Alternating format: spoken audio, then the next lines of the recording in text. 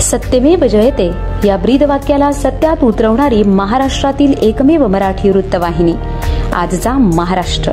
कल्याण पश्चिम मतदारसंघामधील महायुतीच्या ताकदीचा प्रयत्न पाहाव्यास आणला। लोकसभा निवडणुकीच्या प्रचारासाठी दुर्गाडी किल्ल्याच्या पायथ्याजवळच्या छत्रपती शिवाजी महाराज चौकातून शेकडो कार्यकर्त्यांच्या बाईक रॅलीसह सुरुवात झाली। महायुतीच्या जय जयकाराने परिसर दुमदुमून गेला। त्यानंतर विशाल भोईर चौक, गणपती चौक, साई चौक, योगी धाम, मॅक्सी ग्राउंड, सहजानंद चौक, पारनाका परिसरातील रॅलीचे ठिकठिकाणी स्वागत करण्यात आले। महायुतीचे उमेदवार कपिल पाटील साहेब यांना सुवासिनींनी ओवाळून आरती केली, तर प्रचार रथावर पुष्पवृष्टी करून हजारो नागरिकांनी कपिल पाटील साहेब यांना पाठिंबा व्यक्त केला।